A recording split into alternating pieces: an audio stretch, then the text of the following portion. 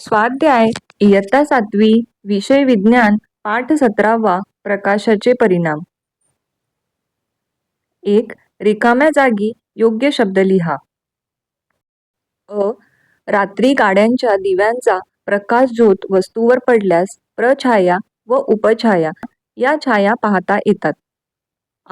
चंद्रग्रहणाच्या वेळी पृथ्वीची सावली चंद्रावर पडते. सूर्यग्रहणाच्या वेळी चंद्राची सावली पृथ्वीवर पडते. सूर्योदय सूर्यास्ताच्या वेळी विकिरणामुळे आकाशात विविध रंगछटा पाहायला मिळतात. प्रश्न दुसरा, कारणे लिहा. पृथ्वीच्या वातावरणापलीकडे आकाश काळे दिसते. उत्तर, पृथ्वीच्या वातावरणापलीकडे जवळजवळ निर्वात पोकळी असल्यामुळे सूर्यप्रकाश विखुरण्यासाठी कोणतेही प्रभावी माध्यम नसते. परिणामी आकाश काळे दिसते. सावलीत बसून वाचता येते. सूर्य हा विस्तारित प्रकाश स्रोत पृथ्वीपासून खूप दूर आहे. त्यापासून पृथ्वीवरील कोणत्याही वस्तूची पडणारी सावली गडद प्रछाया नसून फिकट उपछाया असते. या सावलीत वाचन करण्याइतपत प्रकाश उपलब्ध असतो, म्हणून सावलीत बसून वाचता येते. उघड्या डोळ्यांनी सूर्यग्रहण पाहू नये. सूर्याची हानिकारक अतिनील किरणे सतत पृथ्वीवर येत असतात. सूर्यग्रहणाच्या वेळी सूर्याचे तेज कमी झाले तरी अतिनील किरणे मात्र पृथ्वीवर येतच असतात. ग्रहण उघड्या डोळ्यांनी पाहिल्यास ही अतिनील किरणे थेट डोळ्यात शिरून दृष्टीचे नुकसान होते, म्हणून उघड्या डोळ्यांनी सूर्यग्रहण पाहू नये. 3. प्रकाशाच्या विकिरणाची दैनंदिन जीवनातील काही उदाहरणे सांगा. उत्तर, प्रकाशाच्या विकिरणाची दैनंदिन जीवनातील काही उदाहरणे पुढीलप्रमाणे. 1. सिनेमा प्रोजेक्टरमधून पडद्यावर पडणारा प्रकाशझोत. 2. धुक्यातून जाणाऱ्या गाडींच्या दिव्यांचा प्रकाशझोत. 3. सूर्यास्तावेळी दिसणारा तांबडा सूर्य. 4. निळे आकाश. 4. हवेत खूप उंचावर उडणाऱ्या पक्ष्यांची किंवा विमानाची छाया जमिनीवर का दिसत नाही. उत्तर, सूर्य हा विस्तारित प्रकाश स्रोत पृथ्वीच्या तुलनेत आकाराने प्रचंड मोठा आहे. त्यामुळे खूप उंचावर उडणाऱ्या पक्षाच्या किंवा विमानाच्या प्रछाया म्हणजेच गडद छाया आणि उपछाया म्हणजेच फिकट छाया अशा 2 छाया जमिनीवर पडतात. परंतु पक्षी किंवा विमानाने जसे जसे उंच जातात तसतशी त्यांची प्रछाया लहान होत होत शेवटी नाहीशी होते. याच वेळी उपछाया अधिकाधिक फिकट होते, दिसेनाशी होते. परिणामी पक्ष्यांची किंवा विमानाची छाया जमिनीवर दिसत नाही. 5. बिंदू स्रोतामुळे उपछाया का मिळत नाही. उत्तर, बिंदू स्रोतातून बाहेर पडणाऱ्या प्रकाशाची विकिरण होत नाही, त्यामुळे त्यांच्या समोर असलेल्या वस्तूची केवळ प्रछाया म्हणजेच गडद छाया मिळते. 6. खालील प्रश्नांची उत्तरे तुमच्या शब्दात लिहा. प्रकाशाचे विकिरण म्हणजे काय. उत्तर, वातावरणातील रेणू, धूलिकण व इतर सूक्ष्मकण यांच्यावर प्रकाशाचे किरण आदळतात व सर्वत्र विखुरले जातात. या घटनेला प्रकाशाचे विकिरण म्हणतात. विकिरणामुळे विखुरलेले प्रकाशकिरण आपल्या डोळ्यात शिरतात व आपल्याला प्रकाश दिसतो. प्रकाशझोत, निळे आकाश, तांबडा सूर्य हे प्रकाशाच्या विकिरणाचे परिणाम आहे.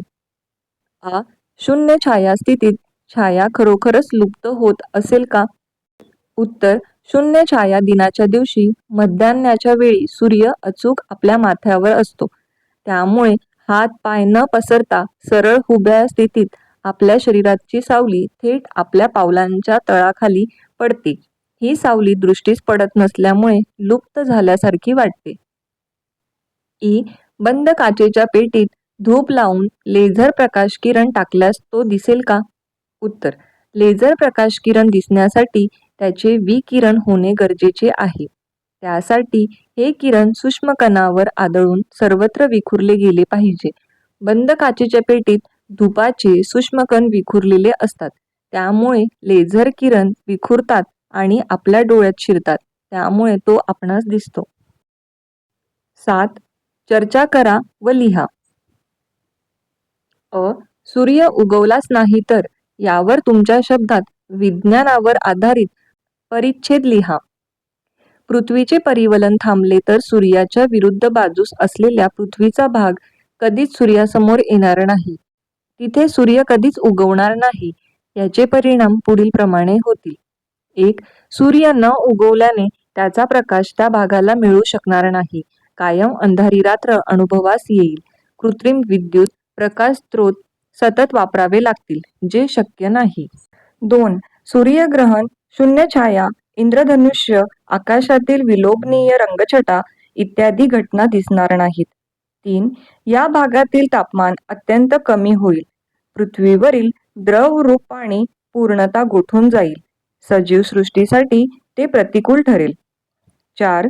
सूर्यप्रकाशाअभावी प्रकाश संश्लेषण न झाल्यामुळे वनस्पती सृष्टीच्या वाढीवर दुष्परिणाम होईल.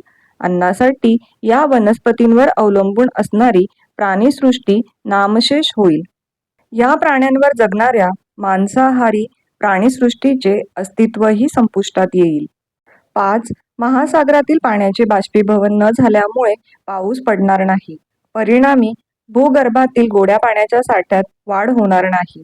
शरीराला आवश्यक असलेल्या पाण्याची कमतरता निर्माण होईल. 6. सौर ऊर्जेचा वापर करता येणार नाही. 7.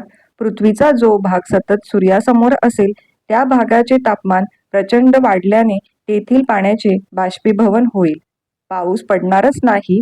परिणामी तेथील वनस्पती व प्राणीजीवन संपुष्टात येईल. ग्रहणाबाबतचे गैरसमज दूर करण्यासाठी तुम्ही कोणते प्रयत्न कराल?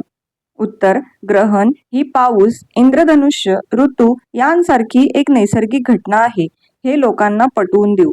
त्यासाठी पुढील उपक्रम राबवू. 1. विविध प्रसारमाध्यमांद्वारे ग्रहणाबाबत शास्त्रीय माहिती लोकांपर्यंत पोहोचू. 2. नजीकच्याच काळात ग्रहण लागणार असेल तर जाहिरात तंत्र वापरून त्याची प्रसिद्धी करू. 3. विशिष्ट चष्मे, टेलिस्कोप आदी साधनांद्वारे लोकांना प्रत्यक्ष ग्रहण पाहण्याचा अनुभव देऊ. 4. आपल्यापासून दूर असलेल्या प्रदेशातील ग्रहण पाहण्यासाठी सहल आयोजित करू.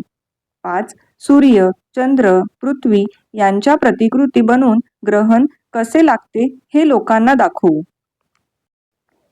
विविध ग्रहणे व तेव्हाची स्थिती. 1. सूर्यग्रहण.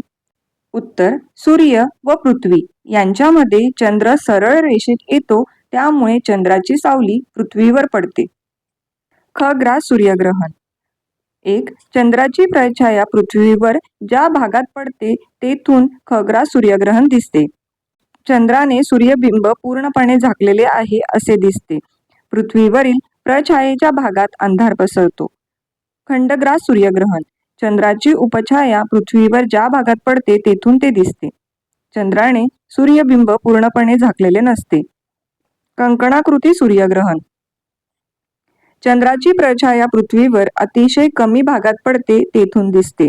चंद्राने सूर्यबिंबाचा परीघ वगळता सर्व भाग झाकलेला आहे असे दिसते. सूर्यबिंबाचा परीघ प्रकाशाने उजळलेल्या बांगडीसारखा दिसतो. 2. चंद्रग्रहण. सूर्य व चंद्र यांच्यामध्ये पृथ्वी सरळ रेषेत येते, त्यामुळे पृथ्वीची सावली चंद्रावर पडते. खग्रास चंद्रग्रहण. यावेळी चंद्र पूर्णपणे पृथ्वीच्या प्रछायेत असतो. खंडग्रास चंद्रग्रहण. यावेळी चंद्र अंशतः पृथ्वीच्या प्रछायेत असतो. 8. फरक स्पष्ट करा. प्रकाशाचा बिंदू स्रोत व विस्तारित स्रोत.